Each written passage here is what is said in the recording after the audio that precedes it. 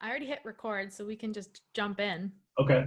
This is going to be fun. Bobby, you are our first comedian on the show. I mean, aside from myself, obviously.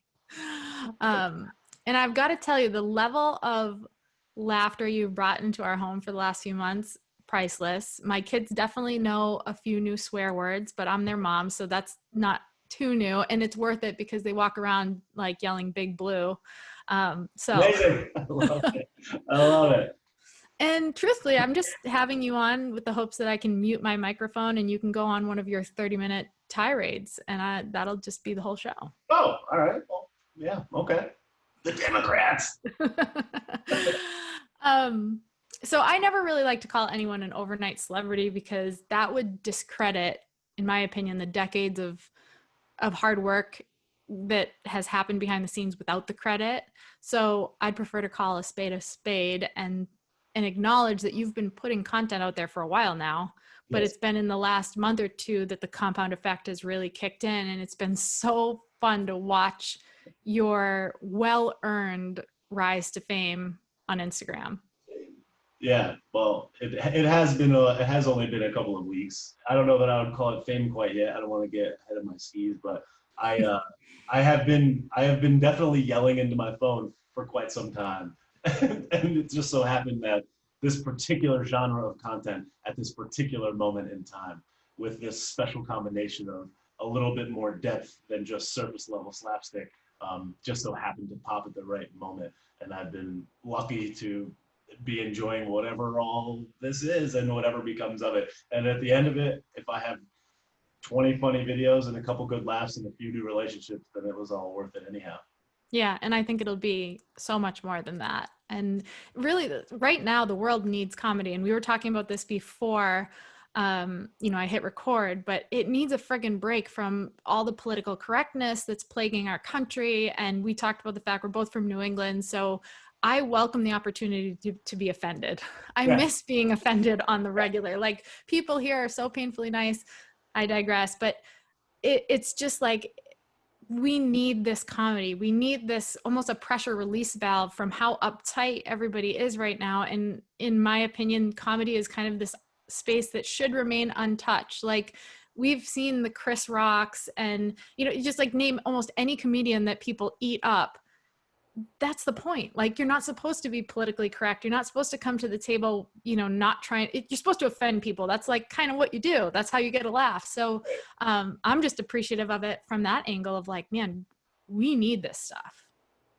Yeah, I agree completely. I think that if it's not shocking, then it's something that you've already heard before. And the Mm-hmm. funniest things are something that are things that are unique thoughts that you haven't heard, that just kind of like twangs you on the inside. Like, oh man, somebody else actually thinks that as well. Like, that's priceless. And it's something that a lot of people can't say, don't want to say, don't know how to say, or don't have the ability to say. Mm-hmm. I've had people message me that are like, I wish I could say this, but I have a job at XYZ location and I don't want to get fired and my boss is whatever. And it's like, that's terrible. And like, one of the other things that's been crazy is like the police officers, like these police officers are in it. And they are the ones that have reached out to me privately and been like, hey, like, I can't tell you where I work or who I am. And my picture is, as a pineapple or whatever. And, but like, you're spot on and we can't say anything or we'll get fired, or God forbid, if they get in some type of altercation and there's a picture on their Instagram or a video of them saying something is something. It's like, well, oh, you're racist. Like it's windy out today. You're racist. So Yeah, exactly. it's like, it's unfortunate. And all of these people are muzzled from free thought. And it's scary what's up with the social platforms and the fact that anybody could just be like, pluck, you're gone. Like, all this time and effort and investment, it's frightening. And It is. it's like I'm like on edge. Like, I only have a few whatever, but there's guys that have like multi-million followers that it's like you could get your account pulled from whatever platform, and it's like, that is scary, counterproductive, and it's a frightening precedent to set. Yeah, and it's, anti-constitutional. I feel like it's tough because, of course, like, I think if you put your stuff, your content out there in a blog post, like you'd so quickly get eaten alive because it wouldn't have the comedy element and it would just be speaking facts, and people don't like to have their opinions pushed against. And you share, but you're not even just sharing your opinion, Bobby, like you're sharing critical thought, you're sharing the research that you've done beneath the opinions that we're being spoon fed. And I found that people are offended by independent thinking. Like, how dare you have an opinion that society didn't spoon feed you? Like, who do you think you are saying something that wasn't in a CNN headline? And it's so unfortunate, because I say to people all the time, when I share a thought based on something that I've researched, how I choose to raise my children or what I think in business or whatever, I always say, you know, go do your own research, go be your own advocate. I don't care if ultimately in researching you land on the opposite side of the fence from where I stand. I will be happy to know that you landed there based on actual research and learning, and you've advocated for yourself. What I don't like is when people say, hey, groupthink 101 sent me this email and said I have to think this, or put this on the news and said I have to think this, and you're going against that, so I choose to, you know, say you're offending me, instead of saying, hey, I've researched and this is the conclusion I've come to, even though I differ from you. So it's just like this concept that people can't seem to wrap their head around is we don't have to all agree, first of all, and it's okay to have conversations with people who don't agree with you. And in fact, I feel like it enhances our lives and our minds and our ability to grow and step into the next level of leadership. Like, isn't that kind of the point? That is exactly the point. I think that it all comes back to like the very beginning, which is nobody knows what's happening. And for me to say that you or the president or any person, the Pope, whoever, knows more about existence than I do, I think is ridiculous. Nobody knows. We don't know what happens when we die. Most of the people don't know what happened while you're alive. So we don't know what's happening. Let's just all agree. We're all humans. We all have our own perspectives. And two things can be true at the same time. So if you start at the very beginning where it's just like, I don't know that I believe this person, and I don't know that I believe that person. And so many people have been correct. Even scientists and doctors and medical professionals over the span of human history have been correct and then later proved incorrect. So the reality is that, number one, we don't know what this is. Number two, absolutely nobody has a better understanding of reality than you have of it, because it's your own reality. And number three, you have to question every single piece of information that comes across your brain. I don't care what it is, where it is, when it is, or how it is. You have to question everything all the time, forever. And first it's life, then it's existence. It may be religion based on how you're raised. It may be, should I go to college? Everyone said I had to. It's should I be friends with this person? Everyone seems to like this person. Why don't they like me? It's, oh, should I play this sport or that sport? Or should I go to this place or that? Should I live in this place or this? Should I buy a house or a condo? All of these things are up to our own interpretations, and more than one person can be right at the same time. So if you question everything and you believe that the world is potentially limitless and not what it seems, it causes you to question everything from your most deep core human existence to aliens, to what it means to be alive, to then bring it to this supposedly pre-packaged, polished world that seems like it's all certain. And you realize that it's like, it's not necessarily what it seems, and it certainly isn't what the next guy says. You have to do your own research, and you have to learn to understand what it is yourself and on your own all the time about everything now and to forever. Nobody knows better about how you should live your life than you. Right. And let it be because you came to that conclusion yourself, not because someone told you to have that conclusion. Sure. Why do you feel like conversations like this, or even conversations with, like, we're on the same page with a lot of our thought processes, but let's say conversations where maybe you and someone else don't necessarily agree. Yeah. One, why are those conversations so critical to have?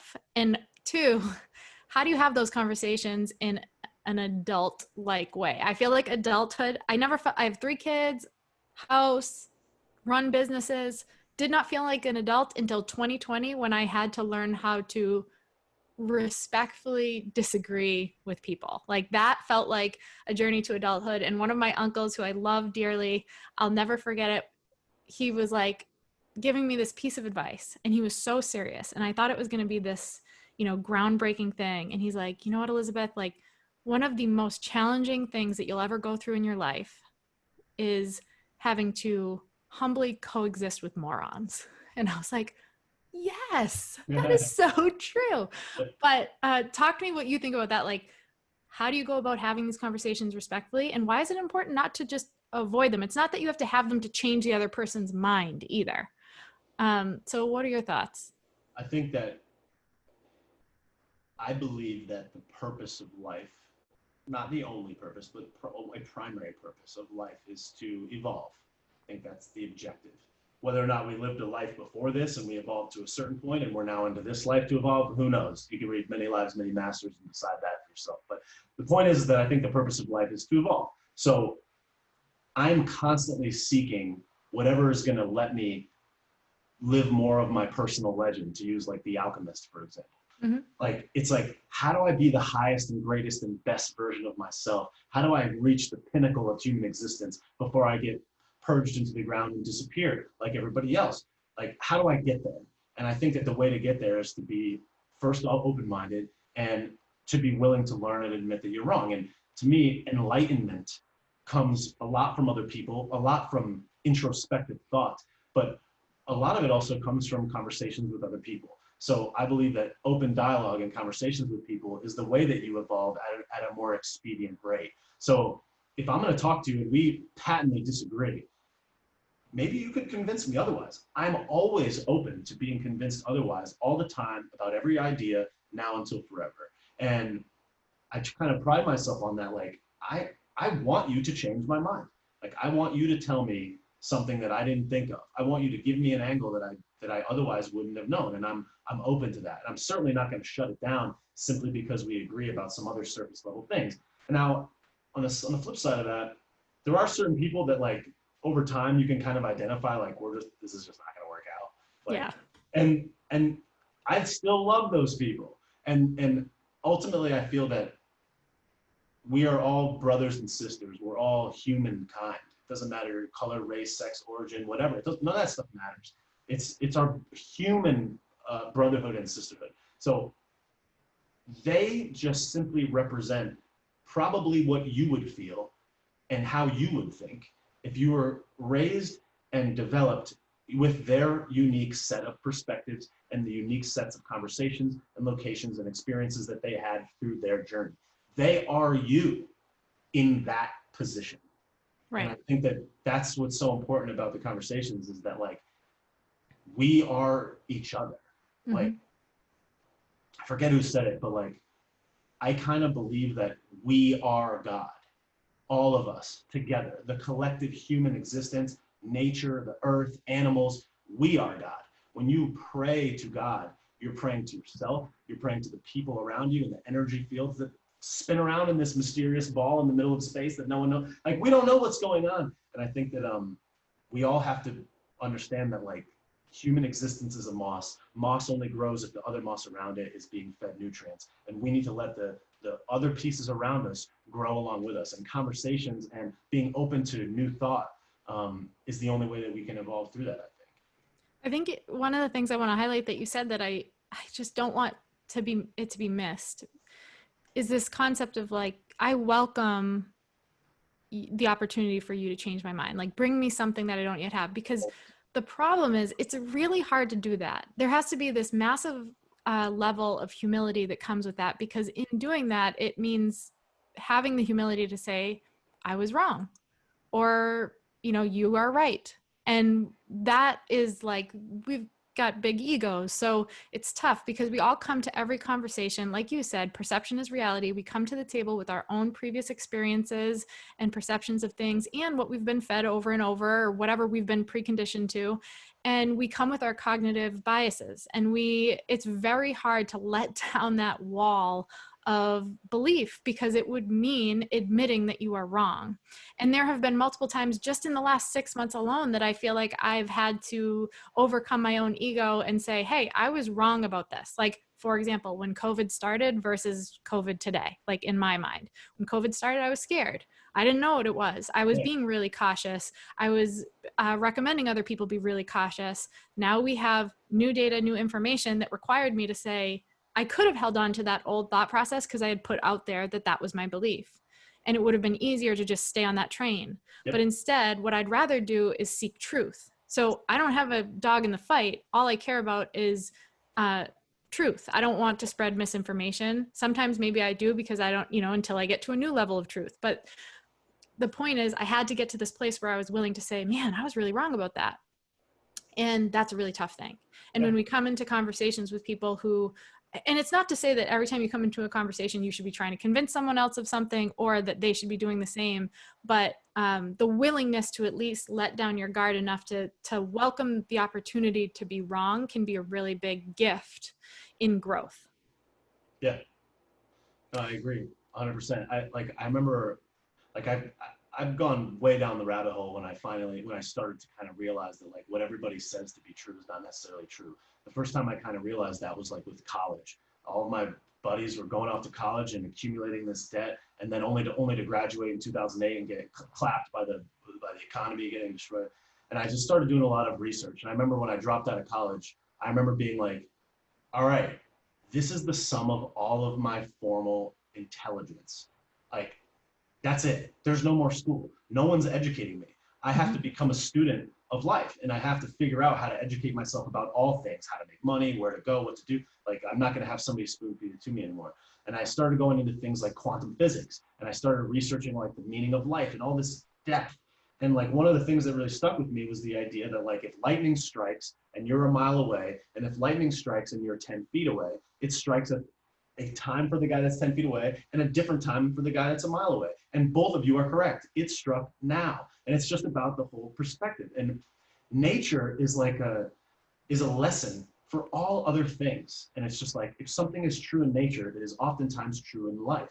And recognizing that there's that difference in the lightning strike because of how you process that light. It's like the same thing. Like we can both be right about the same thing. And I think that that's why in school I really loved English, because I could write a paper that was completely different than you and we could both get 100. But in math, my science and math buddies are like, that's preposterous. Like I want to know that the 7 plus 36 equals whatever and divided by whatever, and here's the number. And I'm just like, what's crazy about math is there's multiple ways to get to the same conclusion in math as well. And I'm not a math scholar, so I hope nobody zaps me with that. But I do believe that that is true. So I think that that's the thing. It's like you got to question everything, and perception is really important. Yeah, totally.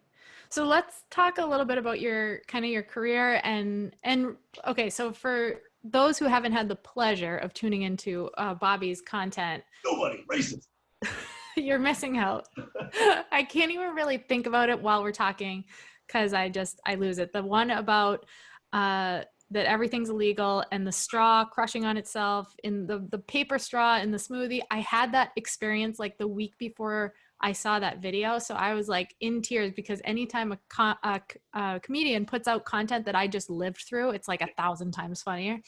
But talk to me about that. Like, when did you start dabbling in comedy? And what has the path leading up to now, as things are starting to go a little more viral for you? What was it like pre-virality? So when I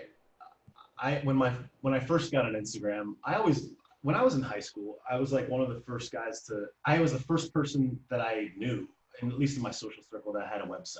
The origin story, to summarize it in 1 minute, is this. I grew up in a small town. I was 13. I used to have to ride my bike to the town pool to socialize with people. I broke my collarbone trying to answer a cell phone on my bike when I was 13. Broke my collarbone, had no way of riding to the town pool. All my social interaction for the summer was cut. So I was sitting at home on the computer and I had no way to communicate with people. So I built this small website of like funny memes and whatnot as a way of communicating with people. And I would send it to people on AOL and Messenger. And we would all chat back and forth, and people were like, oh, this is so hilarious. So after a while, I built a website, and I realized that if I could create content in my downtime, I could use that as a way of communicating to people and opening new conversations. So over the years, I was always like a web development guy, and I always kind of like thought I had a funny edge, but didn't really know what would become of it. When Instagram came around, I was like, I used to think in high school, like I'm this great photographer, because I was one of the first people to like have a video camera, have a photo camera, take a picture of a tree or a lake or a river. But like when Instagram came out, now everyone's a photographer. There's filters, there's you didn't have to have Photoshop to be making beautiful photos. And I'm like, I'm no longer unique. I'm going to take a picture of a tree like everybody's doing this better than me. I'm just going to focus on the web where I have an advantage. So I didn't really take Instagram very seriously. Over time, as it started to gain traction, I realized that this was a good medium for like documenting your thoughts. And in its own way, it is a website. And if people are there consuming it, I got to have a website in this community to disseminate my thoughts.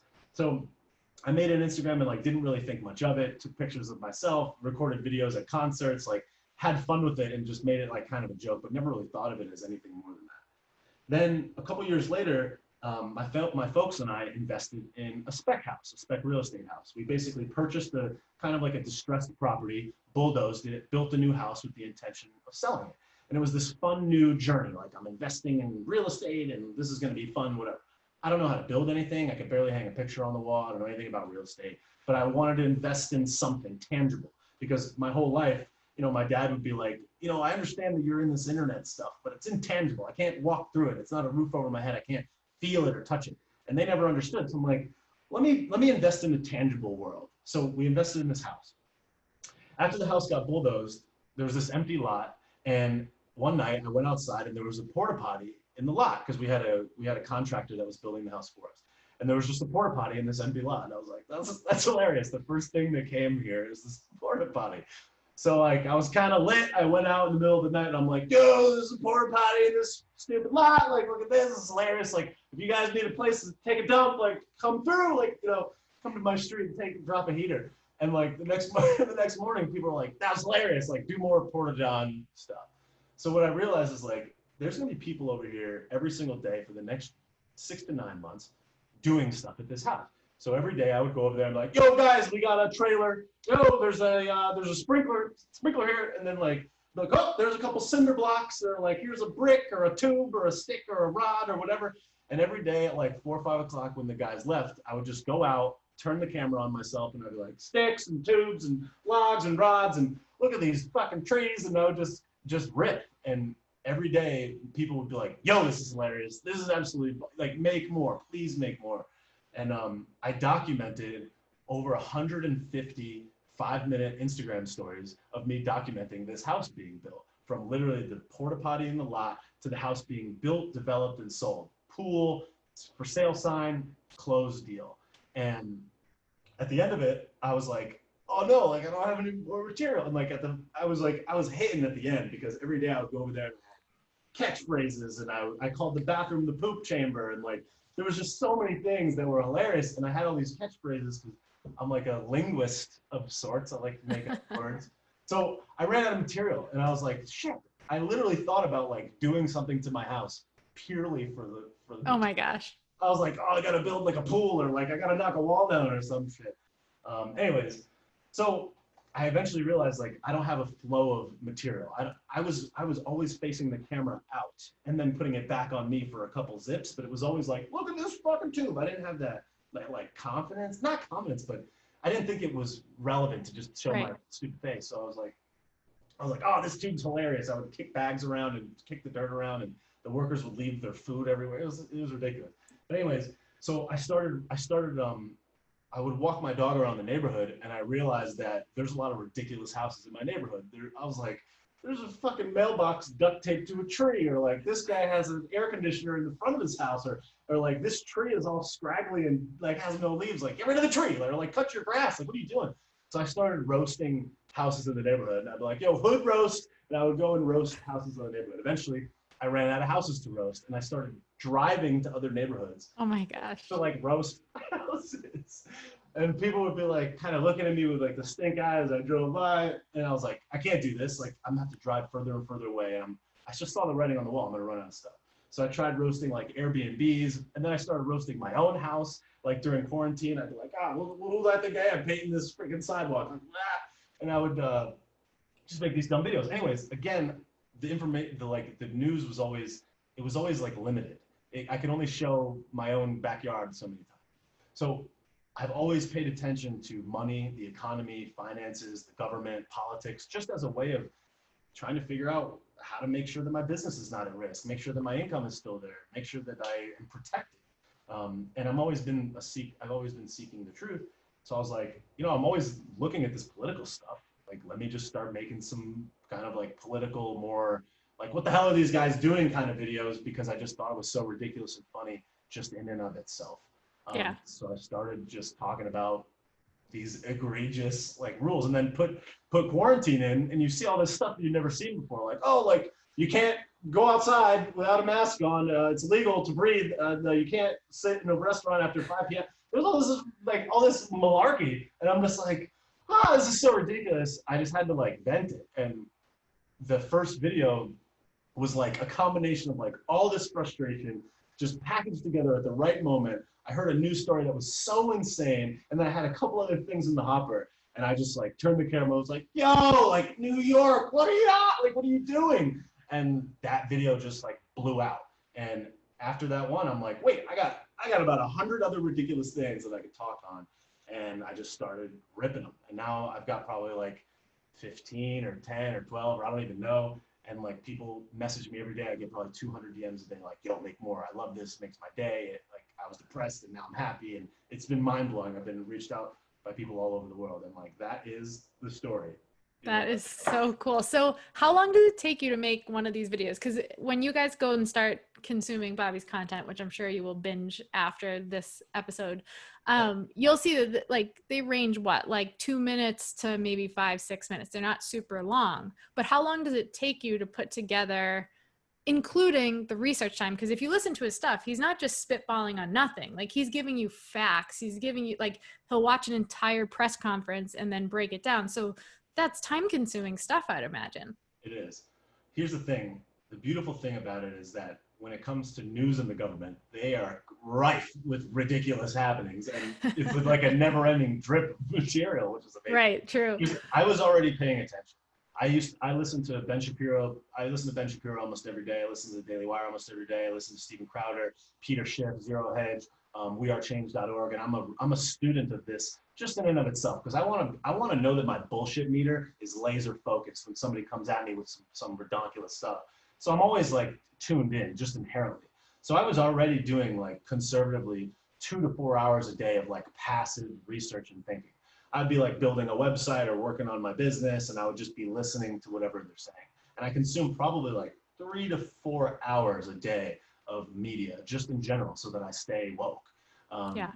And now that the videos are there, because I have to produce at such a rate that I think is necessary in order for me to continue rising. Now it's a little bit more of a job, and I'm considering it to be that, because I want to make sure that it hits. I don't want to just be like, oh, let me wait 3 days until something comes along and then I'll zap it. I am like, all right, what's today's material? Right. So now it probably takes me 2 hours of just pure thought, like just literally thinking as I'm at the gym, thinking about what I heard in the podcast today, on top of the research that I'm already doing just for myself. But it probably takes me like 2 hours of thought. I email my stuff ideas at night, and then when I wake up in the morning, as I walk my dog, I think of the zaps. Like I thought of like LL on Cool J in the morning walking the dog. You know, I thought of a lot of the nicknames I think of in the morning walking the dog. I focus on what I'm going to say in the first clip.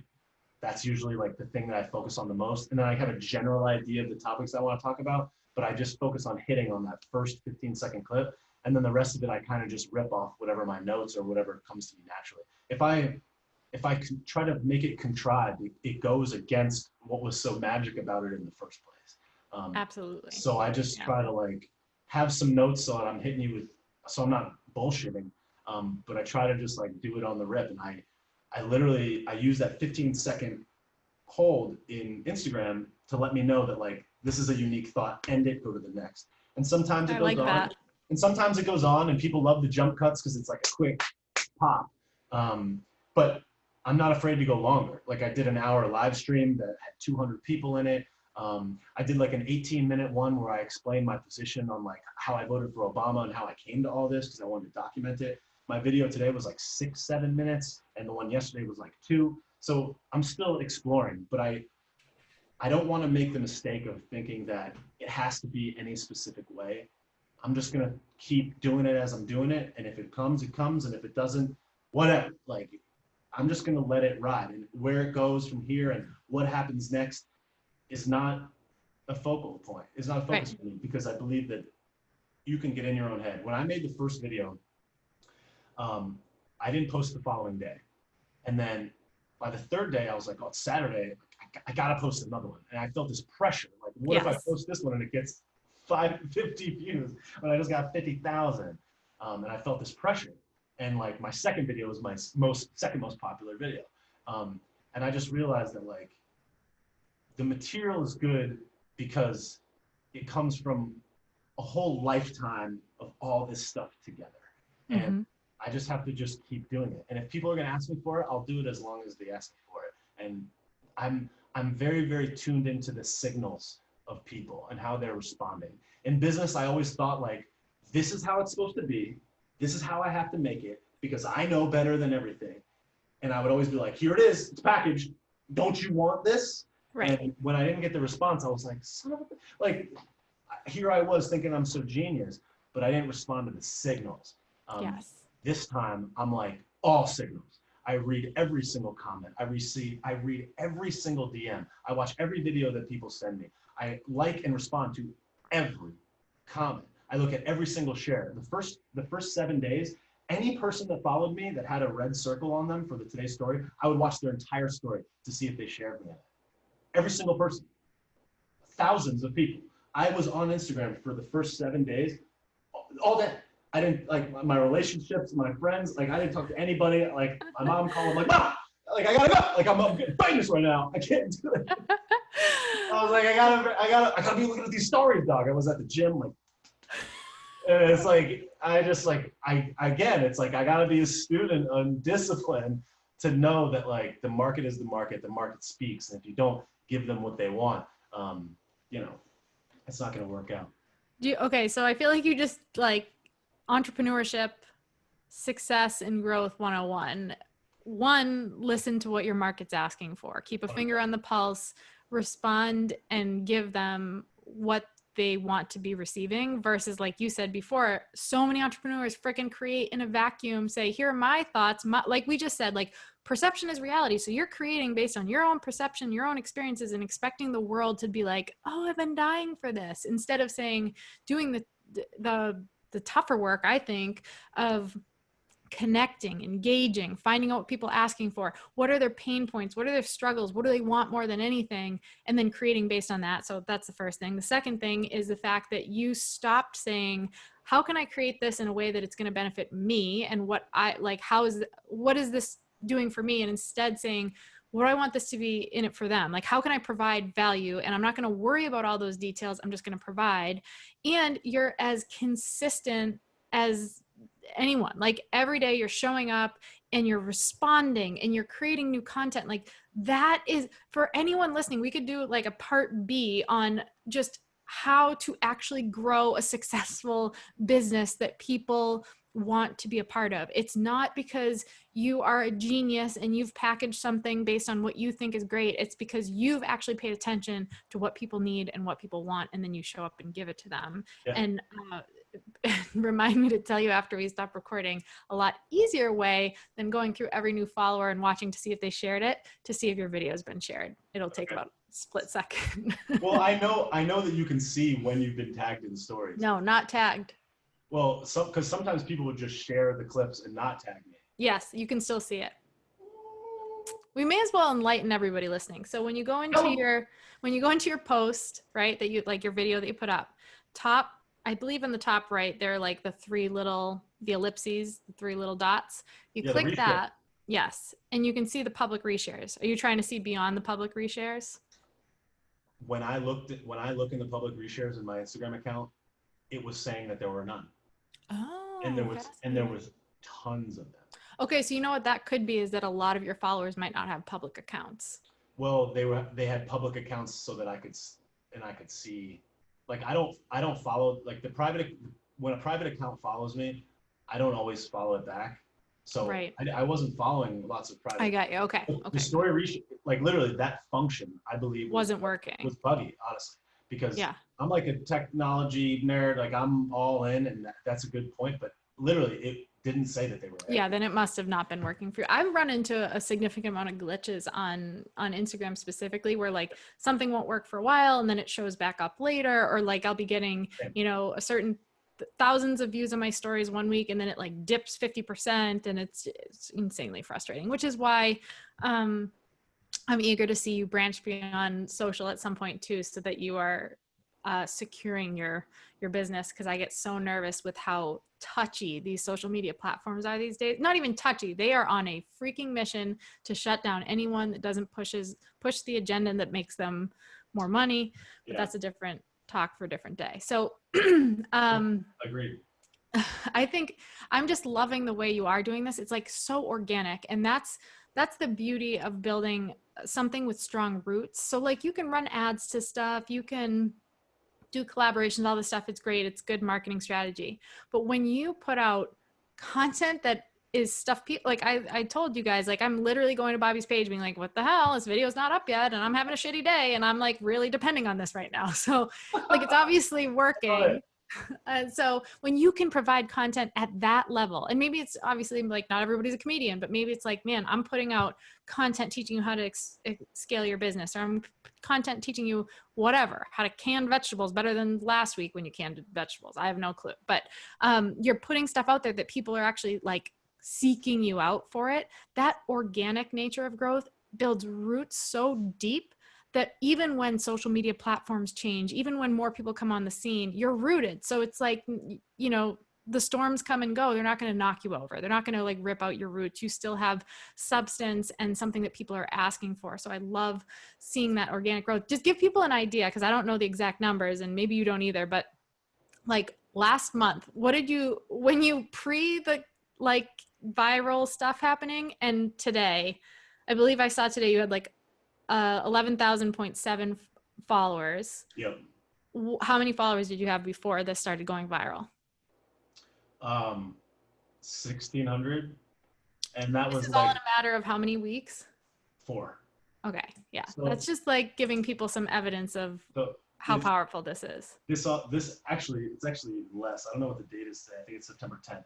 So I had 1,600 followers on August 20th, which was the day that I posted the video. Dang. So it's That's been amazing. it's been 21 days, and I've got 11,700. So that's what, 10,000 pickups.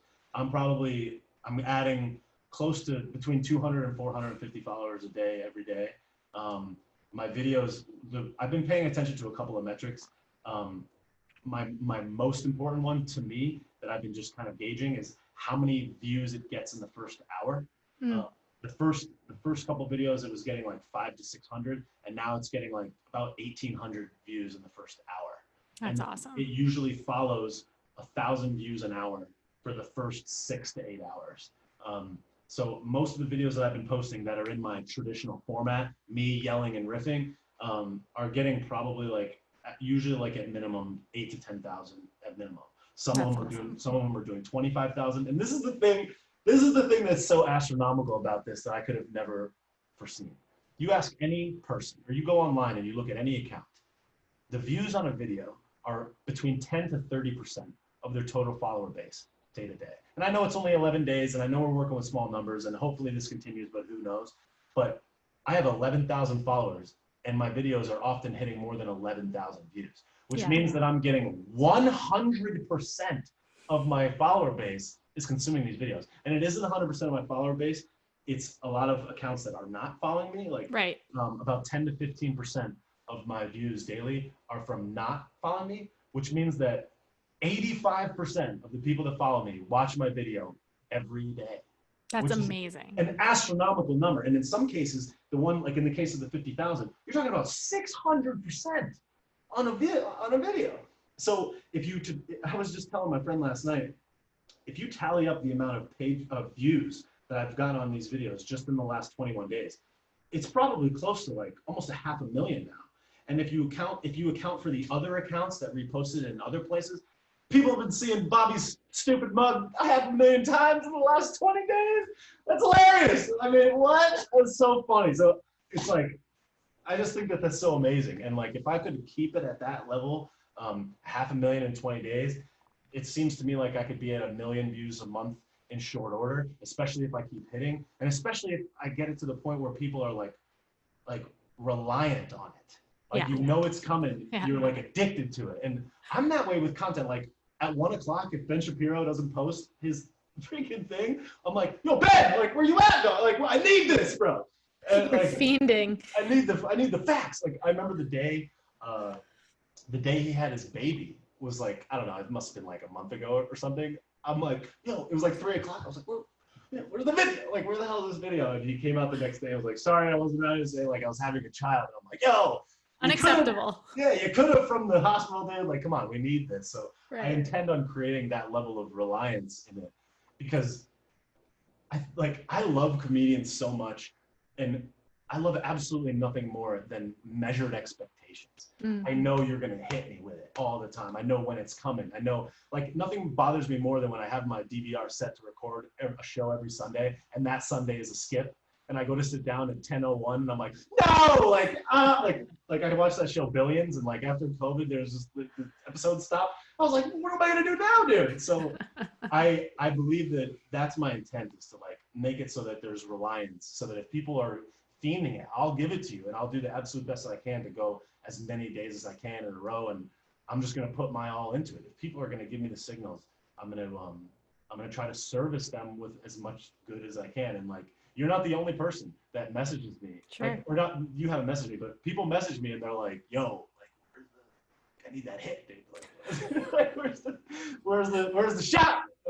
So I know, it's unbelievable. Really And it's like that, it's all rooted in the fact that you're giving people what they're asking for and you're showing up big. And okay, so while we're on the topic of kind of on business and like that concept of giving value and whatever, it seems like you're pretty well versed and interested in finances and smart business and some foundational things like, you know, time freedom and security. That's like, those are big values that our audience really seeks.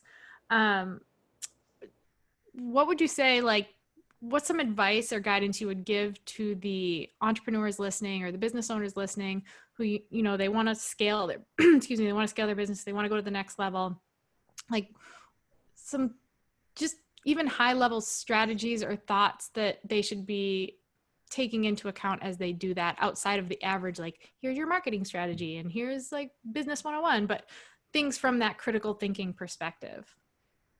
the first thing that it's so loaded. The first thing that jumps out to me is what I believe was a huge roadblock for me in business growing up, where it was the mentality of excuses. I love, there's Tony Horton from P90X has this quote where he goes, excuses are self-imposed obstacles that prevent you from having a better life. It's like one of my favorite quotes. When I was first getting into business, I'm like, if I only had $10,000, I would be able to grow my business. If I only had $50,000, I'd be able to grow my. If I only had money or a backer or a financier or a mentor or if I could, and what that really is saying is you're saying, I'm going to dismiss responsibility for my lack of success and blame it and associate that blame with lack of cash, lack of resources, lack of relationships, lack of knowledge or whatever. And I'm going to dismiss my own personal responsibility for why this is not successful. Money is not a solution. I love Barbara Corcoran from Shark Tank. Amazing. Yeah. One of my favorite business people on the planet. And she has so many fire quotes where she talks about how money is actually more of an issue than not. And Damon John talks about this too, like the power of broke. And Andy Frisella talks about this as well. Being strapped and having strapped with cash and your back up against the wall causes you to be resourceful with your time and your effort, so that only the most critical elements rise to the top. It's the Pareto principle, 80-20. 80% of your efforts, or 20% of your efforts will give you 80% of your returns. So it's like, if you can figure out how to eliminate that 80% that is non-trivial to the growth of your business and focus on the 20%, you win. Because if you focus on that 20, then you can just expand upon that. And that's how you grow big. I think that this if only I had, specifically as it relates to money and mentors, is a huge crutch that people place in front of themselves as the theoretical obstacle to why they can't get ahead. And really, it's just dismissing your own responsibility for your lack of progress. Well, isn't that the narrative that the world pushes on us? Like, don't take ownership. Yep, you're black. Everything's stacked against you. You're born into this protected class. Everything's stacked against you. When in actuality, like, this is the most even that the playing field has been in the history of human existence. And look, life is not perfect. People are not perfect. Nature's not perfect. Nothing is perfect. There's going to be gives and takes, and life isn't fair. Like, let's cut the shit. It's not fair, but you have to do the best that you can. And to think that you have the deck stacked against you because of A, B, or C reason is ridiculous. This one guy messaged me, or this one guy followed me on Instagram back when I was first getting going, and he had a blue check mark, and I'm like, let's go blue check, like what's up? And I looked at his page. I think his name is Kyle Maynard.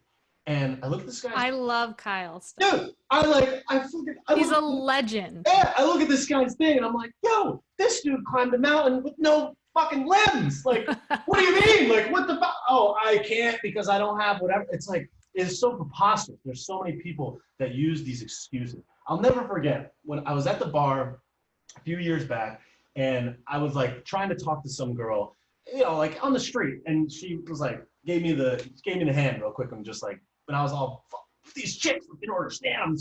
I'm amazing. Like, why? And I started jazzing with this dude. And he's like, yeah, man. He's like, it's hard out here. And I was like, yeah, no, I feel that. And like, he's just like, imagine what it's like for me. And he turns over and he has no arm or no hand. Like, it's disconnected at his elbow. He's like, dude, you don't even understand. You got two arms. He's like, he goes, I'll be dancing with a girl, vibing out with a girl, and her friends will see that I don't have a hand.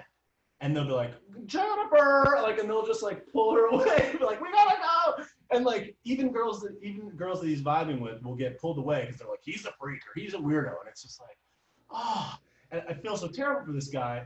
And there's a lot packed into that. But the point is that like, here I was thinking that it was, oh, it's stacked against me because of A, B, or C reason, or I'm not good looking enough, or my shoes aren't nice enough, or I'm too this or that. And like, here's this guy that objectively has a more difficult path than me. And here I am like drowning in my own self-loathing soup, while this guy is over here with more of with more of a struggle. So I think that the thing that's crazy about it all is that the obstacles that we have just naturally ultimately become the greatest catalyst for our success. It's like the people that have been beaten down and downtrodden, but actually turn that into something amazing, are often the people that you see the most. Mm-hmm. You know, you look at these famous musicians, like they had a bag of shit childhood. Sorry for really swearing. No, you're good. But like they got a bad childhood, or their dad told them they're an asshole or whatever. And like the world rises to meet them because they take the shit and instead of dying in it, they use that as the fuel to power their rocket ship to the moon. And these things that often hurt us are the very things that give us the greatest advantages. Like, I was listening to Andy Frisella yesterday, and Andy Frisella, for those who don't know, CEO of First Form, massive nutrition supplement company, $200 million a year in revenue and growing. The guy's huge. And he talked about how when he was in his early 20s that he got stabbed, and he got stabbed in the face. And it was like he had this crazy like facial scars and all this stuff. And he said that at first he's in retail and people would be like, oh, I don't want to look at his face, like I'm gonna look at the ground, and it was really difficult for him in retail. And then later on in life, they remembered him because of his face scars. So when he was at a conference or at a business conference, they'd be like, Andy, the guy with the scars. Oh yeah, Andy. And it became the single thing that made him memorable, that now helped him catapult to that success. And on top of all that, what a great story. Like, people love stories. And here we are telling it and disseminating that story out into the stratosphere. So it's just like, if you think your shit's rough, that may be the single ingredient to your most pure and raw success. And it's just like, we need to understand that we are personally responsible for all things that come into us. And Tony Robbins, the man, one of my favorite quotes from him is, life happens for us, not to us. Yeah. And he's like, once you change that mentality, you understand that this is all a gift. Every negative, every kick down, every shove in your face in the dirt is nothing more than the opportunity to rise at a much more expedient clip. And one thing, when I talk to people that are like depressed or bumming out or going through a time where things are low, I always say, like, winners bounce off the bottom.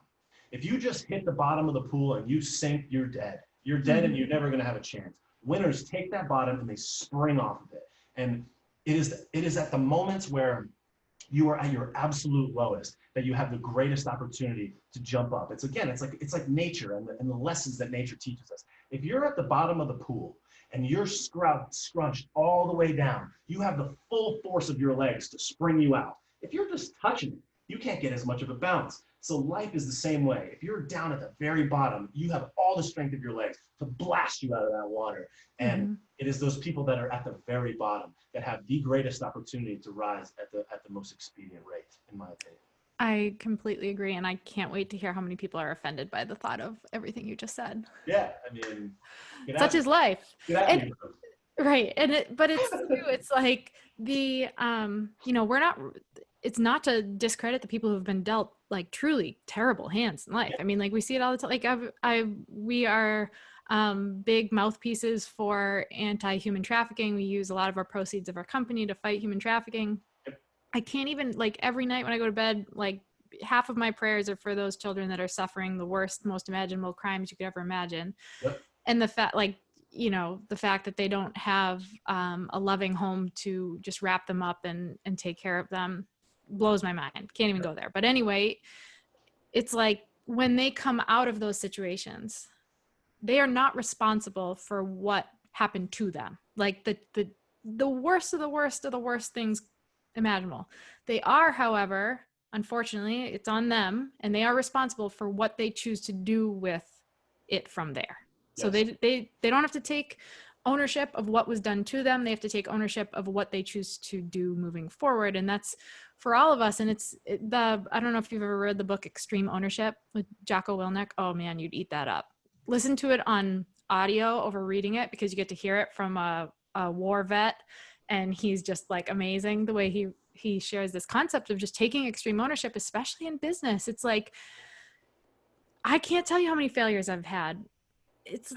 But a lot of those rock bottom moments, like you talk about, were the catalyst for me being like, shit, I don't like life being like this. So I better change something, and pivoting and learning from those mistakes. And then I didn't make those mistakes again, but I made new ones and then learned from those. And it's like, man, you're never going to please everybody.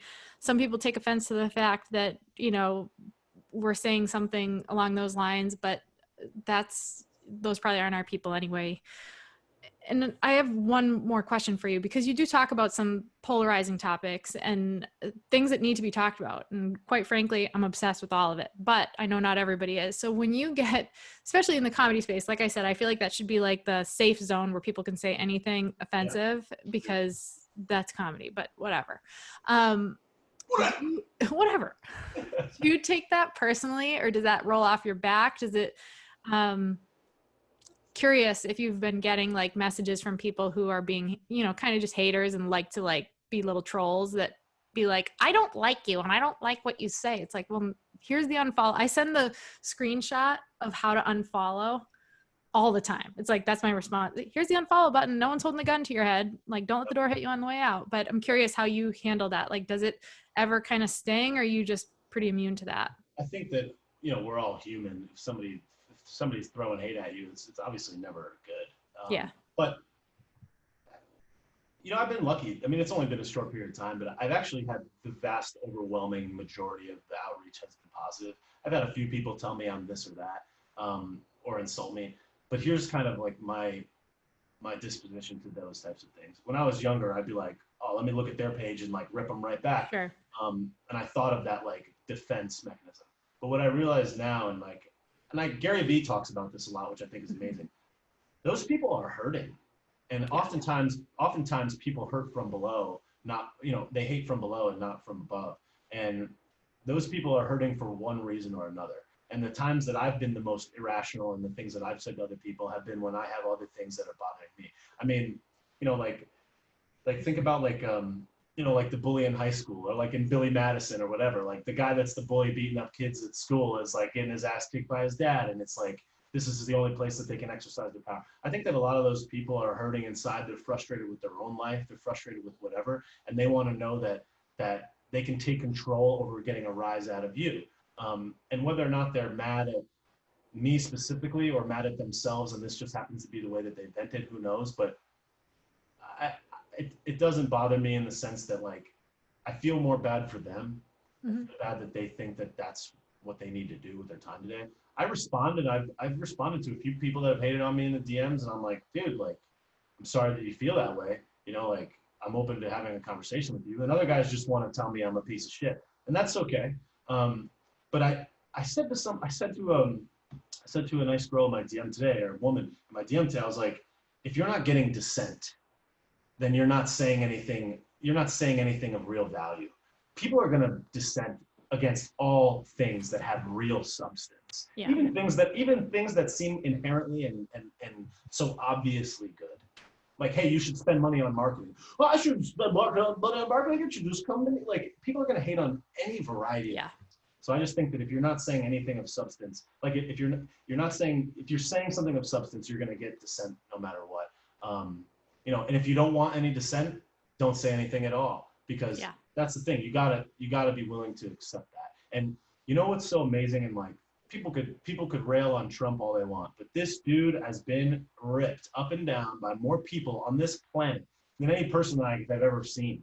And to think that a guy that was a billionaire, that was generally like liked by pretty much most people, every community of people, to think that he would tee himself up for that type of hatred and vitriol for the rest of his life, I think is quite interesting. It makes you wonder like why he's doing it. But this guy takes every insult from every person up and down, and he's just Teflon Don. And I have a lot of appreciation for the fact that he's willing to accept it. Does he respond well to it all the time? Not necessarily, but I think that it's amazing that in order to get to that level, in order to be a thought leader, in order to be a true leader, you got to know that people are going to hate. And like being the leader at a company, like I had employees and they're just like, Bobby's such a prick. He's making me work. Like, everyone's going to always have hate. Yeah. But if you look, if I always like, one of my favorite quotes is like, if you want to lead the orchestra, you have to face your back to the crowd. And that's the thing, is like, I'm doing this. You hit me. Yeah. I'm on this thing. If you want to be in the 1%, you have to not think like the 99%. And that's the game that I'm on. That's the path that I'm on. That's the mission that I'm on, not only financially, but in life, in thought, in friendships, and relationships, and through all of the things.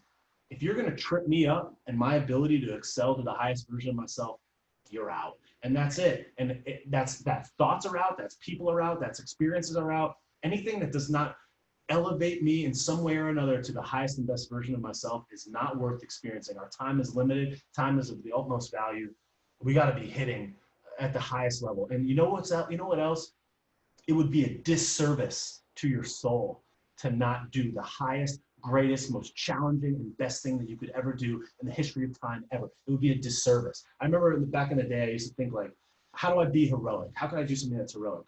And then I would be like, oh, like I could be the president. I could be the president and go to Yale. Well, here's the thing. It's like, I so happen to hit the absolute lottery, right? I'm an English-speaking white male born in America in the 21st century, you know, and I have parents that love each other that are still together after 30 some odd years. I have great friends, great family. I was born with what I believe is a gift in a lot of ways of critical thinking and family that helped encourage me. And I hit the jackpot. So to think that I couldn't be the most significant thing to ever be a thing is a preposterous and self-destructive thought. We all have that, and you don't have to be white, male, or born in America. So it's like, when I think about like all of the greatest people that have ever existed in the history of time, it's like we can all get there despite that. But for me to not try to get there because of some self-perceived obstacle is insane. And I think that the true reality is that there's a lot of other people that may think that there's an obstacle because they listen to Michelle Obama say, you don't have a shot because everybody's out to get you. And you're just going to self-defeat and blame and expect daddy government to come in and give you permission to be great. And that ain't it. It's like, we are in control of this all the way through, forever and now to beyond. And it's not like white privilege. It's just, I'm a student of understanding to be the truth. And I so happen to be white and choose that. And if you want to hold that against me, hold it. But like, I can't not be white. Like, there's nothing else that I can do. But this message is the same. And I don't necessarily think that it would be different otherwise. So, you know, critical thinking skills are hard to come by, and intelligence is hard to come by, but we can all get that and achieve that if we only become a student, diligent, and self-responsible all the time with everything forever.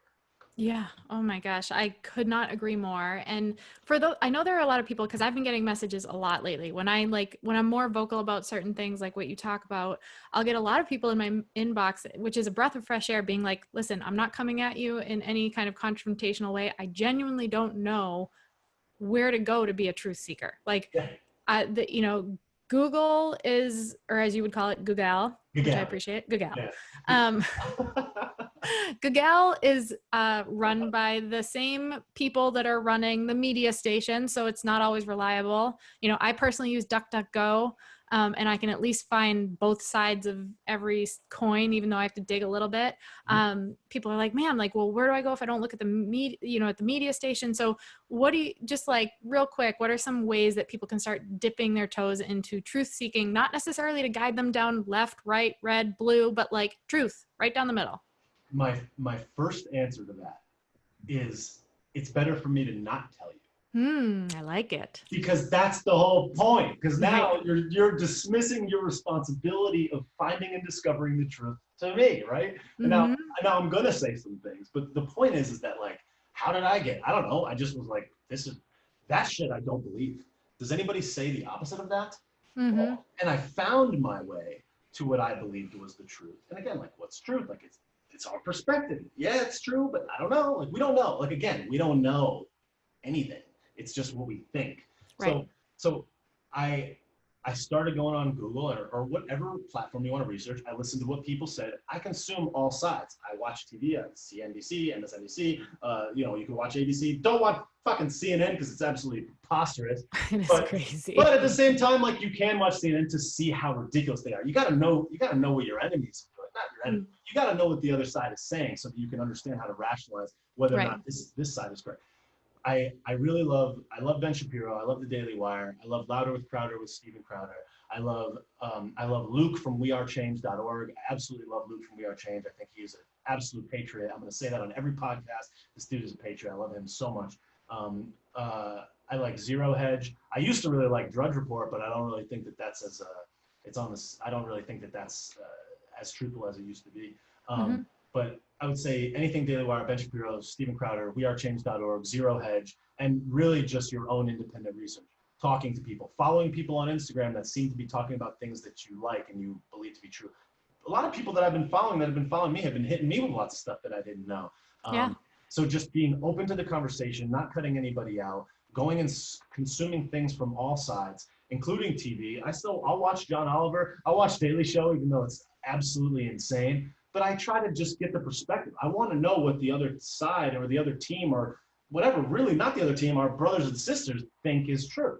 I want to know so that I can form my response and form my understanding based on my homogenized perspective of all of these points of view and what resonates the most with what I believe to be true based on my own experiences, my own research, and the factors and indicators that come to me throughout my life in my day-to-day living and being. It's kind of like when you meet a lot of people, you start to identify the signals between somebody that's going to be truthful and untruthful, who's going to show up and who won't. And like you have to use those same type of signals in your consumption of media. If you don't ever meet anybody and you came out of a cave bunker and you met someone for the first time and they're like, hey, I got gold in my truck. Just give me $100 and I'll go get you the gold. You'd get zapped. So you got to go through all that. And the other thing that I think is really telling is consuming this stuff over time and seeing who ended up being right on the long game. Right. It's easy for me to be like, Hillary's going to win the election. And then 3 months later, she doesn't. Meanwhile, you've been listening to this as fact all this time. Who's been right historically? Mm-hmm. And the internet is such a beautiful place in the sense that you can go back and see who was right and who was wrong. And the thing that really takes a guy or a gal and makes me give my ear to them permanently is when they predict something that maybe is not certain and then they end up being right. And when they do that with repeated succession, I listen to him forever. The other one is Peter Schiff, the Peter Schiff podcast. Great economic knowledge, awesome. Those are the places that I get a lot of my information from. But really, it's just having an ear to the street, so to speak, and being responsive to signals, not only in social signals, but also the things that resonate to you as true in your heart. Like Right. your That's it. gut is so powerful. Like, you know how many times in your life you had a gut feeling that you didn't know, but you went with it and it ended up being right? That's magic at work. Mm-hmm. That's God, the soul, whatever you want to say. But that is super real. And your intuition is the ultimate guide. And I Yeah. think that if you just trust your intuition unequivocally, it'll always lead you in the right direction. Yeah, if something feels off, it probably is, and then start digging there. Mhm. I could Absolutely. not agree more. Bobby, this has been like an absolute blast. I could do this all day. Like I Oh, said, yeah. I was hoping that I would just mute and you would riff, but like maybe that's part two. I'm down for it. I'm down for it. No, this was really cool. I appreciate the questions. I appreciate you giving me the opportunity to speak long form. No, I appreciate it. And I'm more than happy to come back again and do it again. This is going to be an absolute joy to watch your continued rise because you're doing it the right way. And it's amazing content.